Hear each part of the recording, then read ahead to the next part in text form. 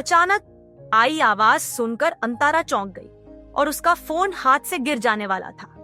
उसने सहमते हुए phone side पर रख दिया और कहा कि आप आ गए, मैं खाना गर्म कर देती हूँ। मिस्टर शैडो ने अपनी टाई लूज की और कहा कि तुम मेरी पहचान जानने के लिए इतनी उत्सुक क्यों हो अंतरा?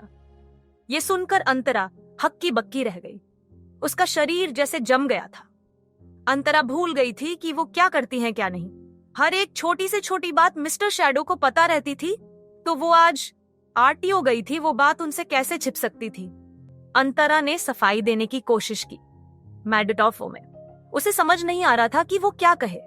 तभी मिस्टर शैडो ने कहा कि मैंने तुमसे कहा था कि सही वक्त आने पर मैं खुद तुम्हें अपने बारे में बताऊंगा, और मैं विक्रांत ग्रोवर नहीं हूं, इसलिए इन सब फालतू चीजें करने में अपना वक्त बर्बाद मत करो। अंतरा ये सुनकर डर गई थी क्योंकि उसने गलती की थी। मिस्टर शैडो ने कहा, अच्छा आज खाने में क्या है ये तो बताओ।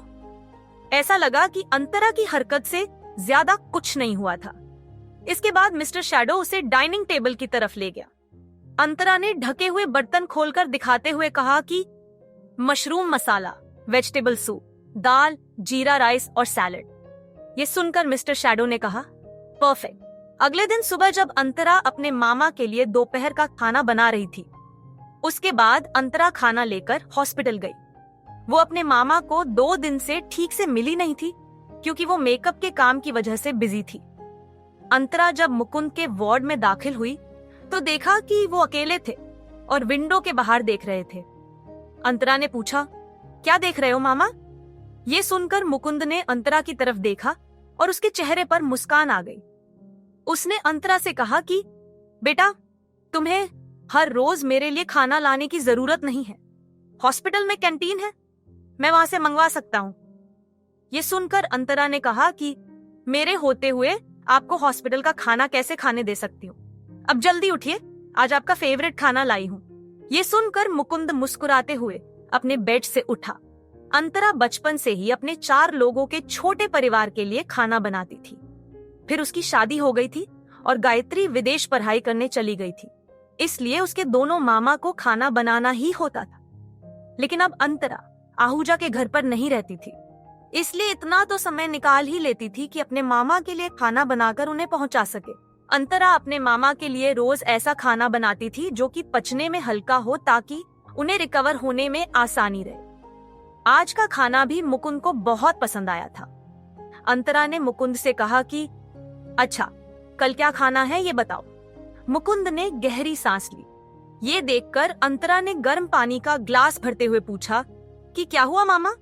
मुकुंद ने अंतरा से पूछा कि क्या तुम और रुद्र अलग हो गए हो? ये सुनकर अंतरा के चेहरे की मुस्कान अचानक से गायब हो गई। उसने हिचकिचाते हुए जवाब दिया कि नहीं मामा, कौन आपको ऐसी बातें बता रहा है? जवाब में मुकुंद ने अंतरा के सर पर प्यार से अपना हाथ रखा और कहा कि बेटा, जैसे तू मुझे अपने माँ बाप दोनों मानती है, वैसे ही मैं भी तुझे अपनी सगी बेटी मानता हूँ। मैंने तुझे पाला है और तूने गायत्री के लिए जो किया है वो शायद उसकी सगी बहन भी नहीं करती। ये सुनकर अंतरा की आंखों में हल्की नमी आ गई। मुकुंद ने आगे उससे कहा, लेकिन तुझे उसके लिए जितना करना था वो कर लिया, अब कुछ और करने की जरूरत नहीं है।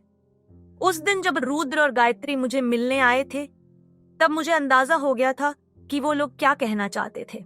लेकिन मैं तुझे कह रहा हूँ कि अगर गायत्री के कुछ गलत इरादे हैं तो तुझे उसे रोकना होगा। उसके लिए तुमने अपनी पढ़ाई भले नहीं पूरी करी, लेकिन अपने पति को मत जाने देना, वो सिर्फ तुम्हारा पति है। ये सुनकर अंतरा का दिल बैठ गया। आखिर वही हुआ जो वो नहीं चाहती थी। उस दिन रुद्र और गायत्री की नजदीकियां ही इतनी थी कि उसके मामा को शक होना ही था। लेकिन अंतरा को एक बात की राहत थी कि उसके मामा को सिर्फ शक हुआ था कि उन तीनों में कुछ चल रहा है।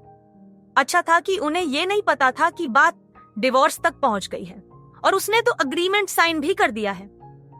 अंतरा ने तुरंत खुद को संभाला और मुस्कुराकर मुकुंद से कहा कि मामा, आप इन सब बातों का टेंशन मत लीजिए, मैं संभाल लूंगी। ये सुनकर मुकुंद ने अंतरा से पूछा कि कहीं तुम रुद्र को गायत्री को सौंपकर ये सब संभालने वाली तो नहीं हो? ये सुनकर अंतरा ने अपनी नजरें फेर ली। मुकुंद ने आगे कहा कि बेटा, मैं जानता हूं कि तुम्हारे माँ बाप ना होने की वजह से मैंने तुम्हें पाला है, इसलिए तुमने गायत्री के लिए हर बार कुछ ना कुछ त्याग किया है, लेकिन अब बस हो गया। अब तो तुम्हारी अपनी एक जिंदगी होनी चाहिए ना, और मैं चाहता हूं कि तुम अब अपनी जिंदगी में खुश रहो। ये सुनकर अंतरा की आंखें लाल हो गई। उसके लिए उसके मामा की जगह कोई नहीं ले सकता था। आगे की कहानी जानने के लिए देखिए अगला एपिसोड सिर्फ पॉकेट एफएम के यूट्यूब चैनल पर, और मिस्टर शैडो के सारे एपिसोड्स को सुनने के लिए डिस्क्रिप्शन में दी लिंक से डाउनलोड करें पॉकेट एफएम ऐप।